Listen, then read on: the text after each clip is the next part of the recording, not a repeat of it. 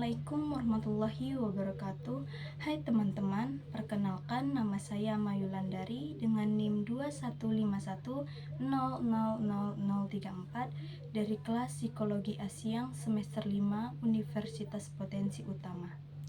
Adapun saya di sini ingin menyelesaikan gebyar UTS mata kuliah Psikologi Kognitif yang dibimbing oleh Bunda Rismawati Munte, SPSI MPSI. Adapun topik yang saya ambil atau yang saya pilih ialah mengenai model memori jangka pendek dan memori jangka panjang. Nah, sampai di sini kira-kira teman-teman penasaran atau ingin mengetahui lebih lanjut tidak tentang memori jangka pendek dan jangka panjang ini? Tapi sebelum itu saya ada pantun nih. Apa ya kira-kira? Si Udin suka durian, cakep. Mamanya suka tanaman hias. Kalau kalian memang penasaran, yuk kita bahas.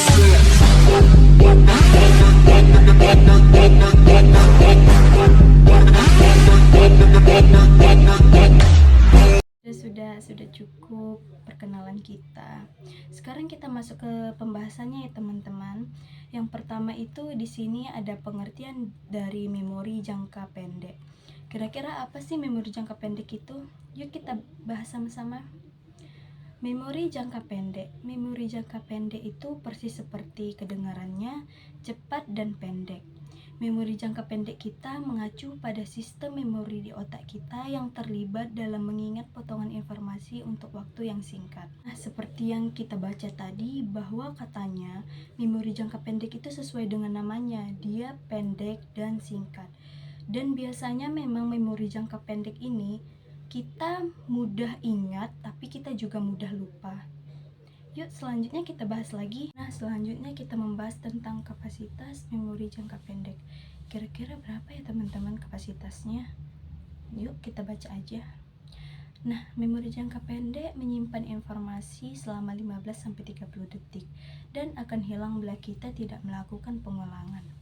Fakta yang paling jelas tentang ingatan jangka pendek adalah kapasitasnya yang sangat terbatas. Rata-rata batasnya adalah 7 butir atau lebih kurang 2. Sebagian orang dapat menyimpan sedikitnya 5 butir dan menyimpan paling banyak itu sebanyak 9 butir. Sesuai dengan yang pertama kita katakan tadi, bahwasannya memori jangka pendek ini sesuai dengan namanya, bersifat singkat, pendek, kapasitasnya juga sedikit, dan seketika bisa hilang jika kita tidak melakukan pengulangan. Contohnya seperti kita bertemu dengan teman lama yang udah lama gak kabar-kabaran, dan kita bilang, boleh nggak saya meminta nomor kamu untuk kabar-kabaran. Dan ketika kita melihat nomornya, kita akan ingat karena kita melakukan pengulangan. Misalnya kita hanya sekali lihat, belum tentu kita tahu nomor itu atau kita hafal nomor itu kan. Jadi itulah salah satu contoh simple yang mencontohkan memori jangka pendek ini bekerja gitu. Kemudian ada beberapa contoh singkat tentang memori jangka pendek, di antaranya yang pertama mengingat nomor telepon, tempat, objek, warna, serta arah. Kemudian membahas tentang perjalanan memori jangka pendek. Memori jangka pendek ini terjadi di lobus frontal dari korteks cerebral.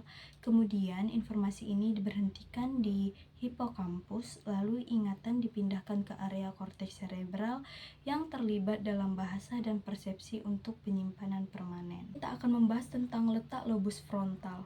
Nah, di sini saya sudah siapkan gambar otak manusia atau kerangka otak manusia, di mana ada bagian otak besar dan otak kecil.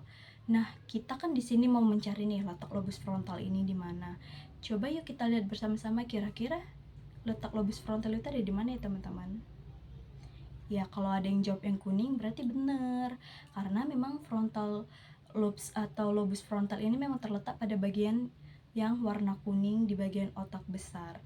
Jadi memori jangka pendek ini terjadi di bagian otak besar. Nah, setelah kita membahas tentang di mana letak lobus frontal, saya ingin memberitahukan bahwa ada hal-hal yang mempengaruhi memori jangka pendek ini. Memang dalam pembahasan saya tidak termasuk, namun saya ingin menjabarkan secara singkat saja. bahwa ada hal-hal yang memang bisa mempengaruhi memori jangka pendek kita itu. Yang pertama ada genetik, usia, nutrisi, kecemasan, cedera otak, dan kelainan otak. Sesuai dengan judulnya, saya akan membahas memori jangka pendek dan memori jangka panjang.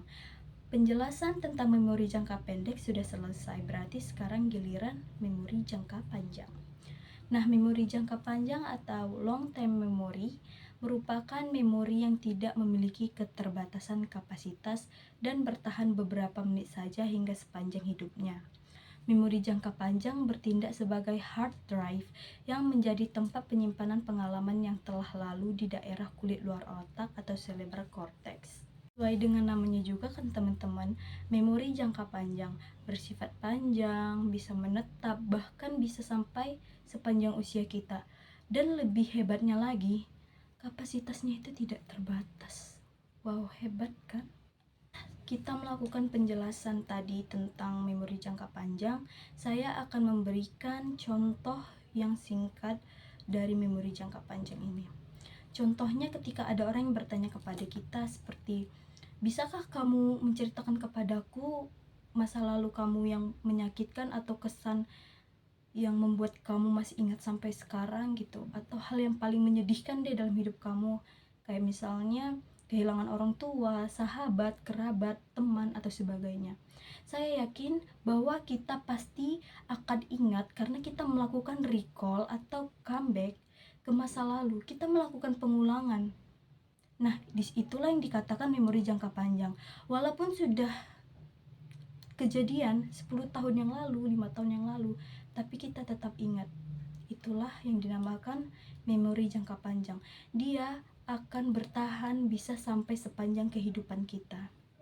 Hebat bukan? Kemudian ada artikel yang saya baca bahwa dia mengatakan memori jangka panjang ini lebih besar mengarah ke hal yang berkesan menyedihkan bagi kita.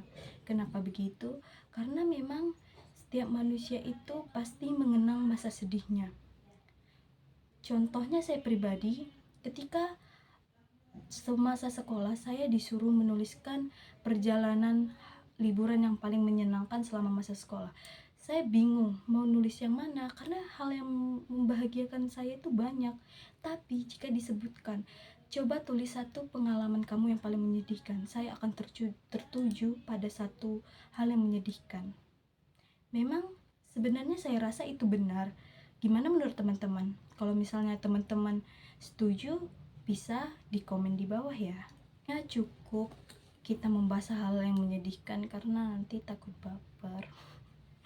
Nah, kemudian kita akan membahas letak dari memori jangka panjang ini. Kalau tadi memori jangka pendek itu terjadi di lobus frontal, nah kalau misalnya memori jangka panjang ini di mana? Nah, ini yang akan kita bahas. Jadi, tempat atau ruang penyimpanan memori jangka panjang itu dinamakan hipokampus. Hipokampus adalah untuk pembelajaran dan penyimpanan serta pengolahan memori jangka panjang. Beberapa penelitian juga menemukan bahwa tiap bagian yang berbeda dari hipokampus akan memainkan peran penting dalam jenis memori tertentu. Kira-kira hebat banget kan memori jangka panjang ini? Wow. Next, kita akan mencari di mana letak hipokampus itu berada. Nah, di sini sudah ada gambar saya sediakan. Tugas kita adalah mencari di mana letak hipokampus itu. Kira-kira teman-teman bisa menebak enggak? Ya, benar. Hipokampus itu terletak pada bagian warna biru di gambar di samping ini. Nah, di mana terhubung dengan kelenjar pituitari, amigdala, hipotalamus, dan talamus. Hubung waktunya juga sudah cukup lama dalam video ini, maka berakhirnya PPT ini dan berakhir pula lah penjelasan saya atau pemaparan saya tentang memori jangka pendek dan jangka panjang ini. Apabila ada kesalahan kata atau kesalahan gestur atau kesalahan kata-kata, ada yang menyakiti perasaan teman-teman sekalian atau yang teman-teman yang sedang menonton, saya mohon maaf. Saya akhiri dengan wassalamualaikum warahmatullahi wabarakatuh. Sampai jumpa kembali.